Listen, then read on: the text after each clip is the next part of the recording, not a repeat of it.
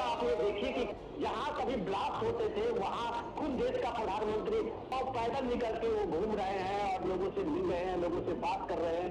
ये बताता है कि काशी किस तरह काशी का जो लोगों का आकर्षण था वो धीरे धीरे क्यों कम हो गया, जो इसके बाद लगातार बढ़ा और लगातार इस तरह बढ़ा कि आज देव दिवाली काशी की पूरी दुनिया में चर्चा होती है। उस देव दिवाली में कम से कम 50 लाख से ज्यादा आप होली में जाएं तो वहाँ आप देश दुनिया के लोगों का एक भीड़ और एक ताता देशी से ज्यादा विदेशी पर्यटक वहाँ मिलेंगे। तो ये सारे बदलाव जब होते हैं, जब वो सबका साथ, सबका विकास और सबका विश्वास के साथ जो सुरक्षा और उसके साथ जो विकास की गारंटी होती है, तो काशी की नजारा आपको एक काशी मॉडल के रूप में देश में दिखाई देता है। यही काशी मॉडल की चर्चा हम लोग अभी तक करते रहे हैं। बिल्कुल जन सैलाब सा दिखाई पड़ रहा है विनोद जी। और जब काशी और मोदी इनके कनेक्ट की बात आज हो रही है और होती है, तो लगता है कि जैसे काशी और मोदी एक दूसरे के पर्याय बन गए हैं। और काशी और मोदी के बीच का संबंध ये उस दौर में बना है जिस दौर में एक दूसरा कंट्रास्ट ये भी है जिसकी चर्चा होती है कि बहुत सारे लोग दशकों तक जमे जमाए अपने क्षेत्र साथ जुड़े हुए हैं। हमारे सलाहकार संपादक विनोद मिश्र जी। विनोद जी, काशी और मोदी के कनेक्ट में अभी हम एक प्लाकार्ड देख रहे थे, हमार काशी हमार मोदी, जो एक लोकल डायलेक्ट है, भोजपुरी से मिलती जुलती ये डायलेक्ट है काशी के आसपास में और शायद भोजपुरी ही है।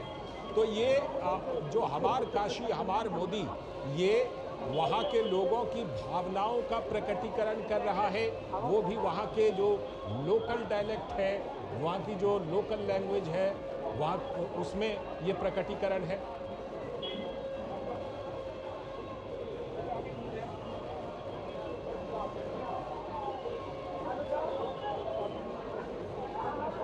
विनोद जी तक आवाज़ हमारी नहीं पहुंच रही है, लेकिन लालचंद जी, आप जिस बात का जिक्र कर रहे थे नामांकन को लेकर, तो आप ये इस बात को हम लोग को एक बार फिर से याद करने की जरूरत है। 2014-2019 में प्रधानमंत्री के नामांकन के प्रस्तावकों का जो लगता है विनोद जी हमारे साथ जुड़े, विनोद जी आप हमारे साथ जुड़े हुए हैं।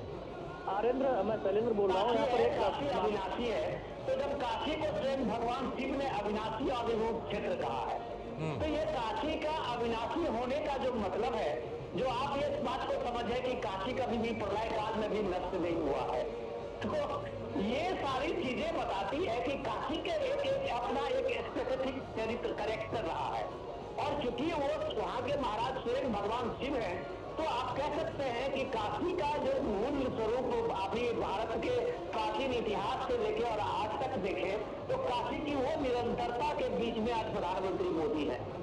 और वो मोदी उस अविनाशी के पास में है जो काशी पूरे भारत के उस सनातन संस्कृति और उस परंपरा के मूल वाहक रहे हैं।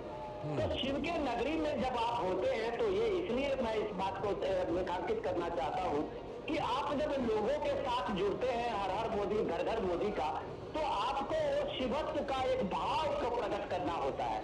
और मोदी अपने आप में जो शिवत्व का भाव उन्होंने इस दौर में जो प्रकट किया है, चाहे आप वहाँ ये चार धाम का जो बना हुआ है, अभी आप चले जाइए उत्तराखंड के उन इलाकों में, तो वहाँ जिस तरह से संस्कृति निखर के आई है, जो हमारे शाश्वत पुरान परंपरा रही है, वो जिस तरह से दुनिया के सामने में आई है, वो काशी उसका एक सूत्र रहा है। और किस तरह से काशी ने एक सूत्र में भारत के उन सांस्कृतिक स्थलों का, भारत के वो सांस्कृतिक विरासतों में नई पीढ़ी को जोड़ा है।